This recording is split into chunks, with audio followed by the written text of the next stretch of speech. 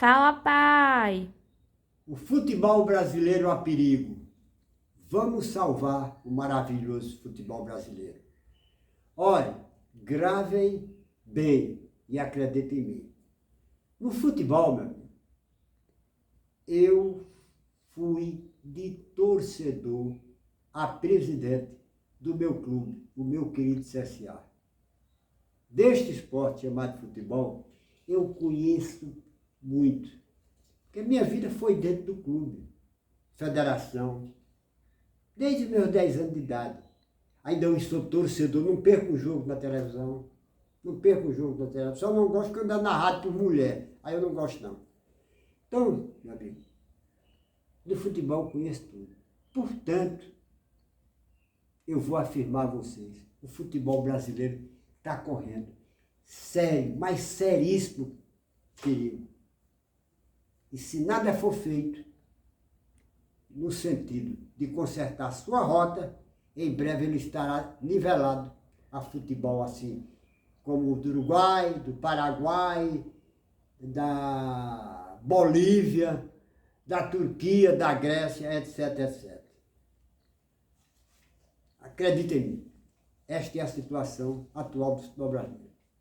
Meu amigo, realmente, a cada dia que se passa, e sobretudo quando eu vejo o futebol brasileiro com 200 jogadores estrangeiros, 200 gringos, dos quais apenas 10 servem, o restante pode mandar embora. Quando eu vejo esse futebol brasileiro com 200 jogadores gringos em seus times, em consequência, com o baixo nível técnico dos seus campeonatos, e também, em consequência, com o fraco desempenho dos seus times nos campeonatos mundiais. Quando eu vejo o futebol brasileiro sem dribles, sem firulas, sem criação, sem jogada de efeito, sem ofensividade, sem espetáculo.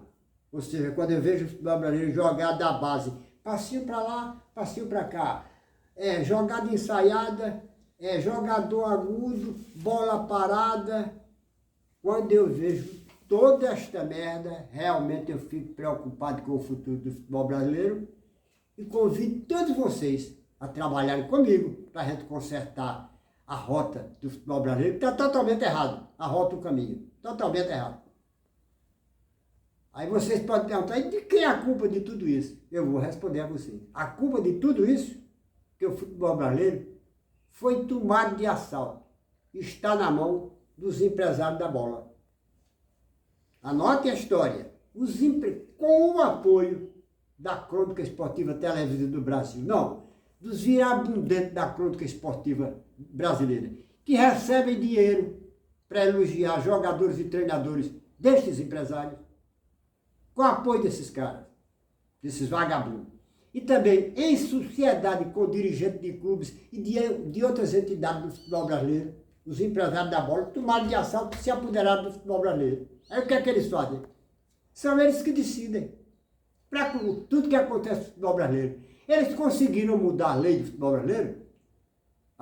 brasileiro, que determinava que só 2 jogadores estrangeiros, cada time do Brasil só podia ter 2 jogadores estrangeiros. Eles mudaram a lei e hoje 6 jogadores brasileiros por cada time do Brasil. Aí, ó, tá fudendo o futebol brasileiro. Os empresários da bola estão fudendo o futebol brasileiro. Porque eles só estão pensando em empregar seus jogadores aqui.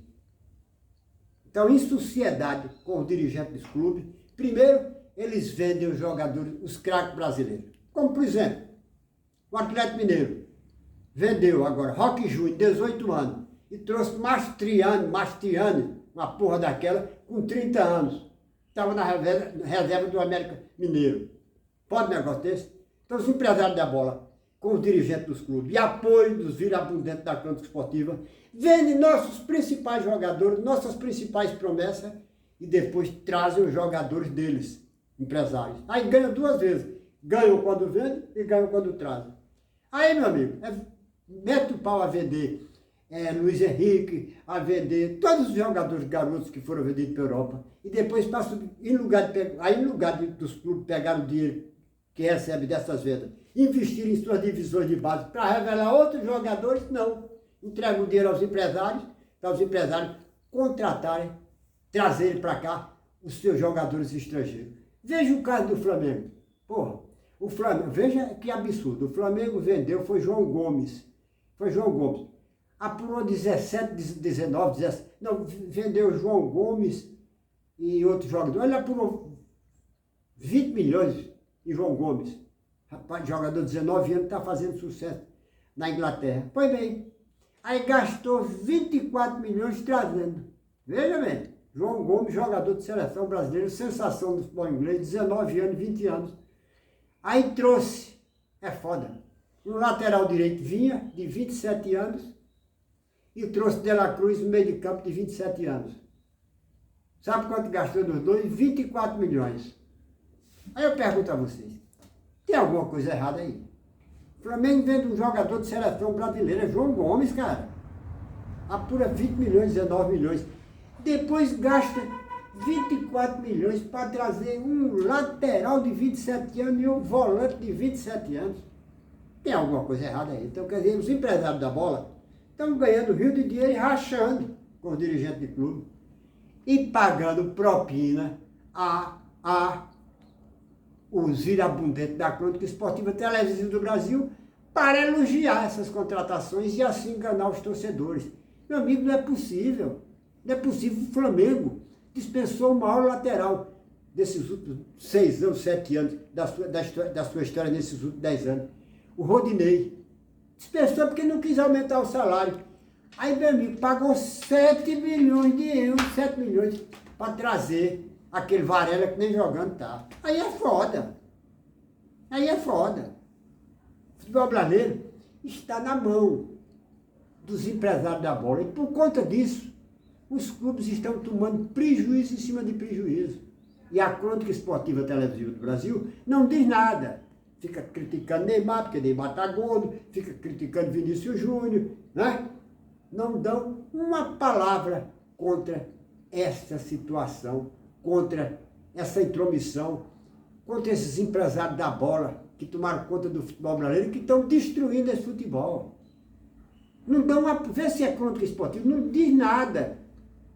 Porque estão sendo lubrificados, os seus comentaristas estão sendo lubrificados, ó, pelas propinas. Sabe quem? Dos empresários da bola. Pô, eu estava vendo, puta que pariu. Teve um cara da ESPN que disse que não tem no Brasil um jogador com a qualidade técnica do Casares, uma bosta daquela. O outro disse que um dos maiores jogadores do futebol brasileiro é Soteldo.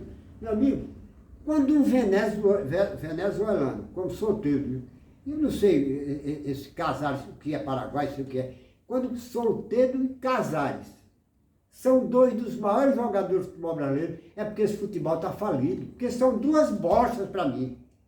Futebol brasileiro, para salvar o futebol brasileiro, primeira coisa que tem que fazer, a CBF e o poder público. Tem que obrigar a CBF a limitar em 2. Ah, mas é intromissão. Não é intromissão não. O futebol brasileiro é riqueza natural desse país. É uma das maiores riquezas desse país, é o seu futebol. E todo país que se preza tem leis, barreira protecionista, para proteger os seus produtos, as suas riquezas naturais, da concorrência predatória, dos maus empresários, dos corruptos. E o Brasil deve ter lei para proteger o futebol brasileiro. E a primeira lei que o futebol brasileiro deve aprovar, o Congresso Nacional deve aprovar, ou então obrigar a CBF a fazer, é o seguinte: a partir de hoje, cada clube brasileiro só pode ter 2 jogadores estrangeiros, porque eles não acrescentam nada ao desenvolvimento do futebol brasileiro. Para forçar os clubes brasileiros, pode vender, agora tem que investir nas suas divisões de base e revelar jogadores brasileiros. Estrangeiro aqui, meu amigo, pode jogar até bem, porque está jogando no meio dos melhores, joga bem. Mas não pode ter 200 jogadores determinando o ritmo do futebol brasileiro. Por isso que há 12 anos a gente não vê um campeonato mundial de clube. Com os estrangeiros pode ganhar um mundial de clube amanhã, não tem problema nenhum. Mas jamais esses estrangeiros vão acrescentar qualquer coisa ao futebol brasileiro. E por isso, para salvar o futebol brasileiro, tem que o quê? Tem que determinar que cada clube só pode ter 2 jogadores estrangeiros. E acabar com esse poder dos empresários dentro do futebol brasileiro. Aquele abraço.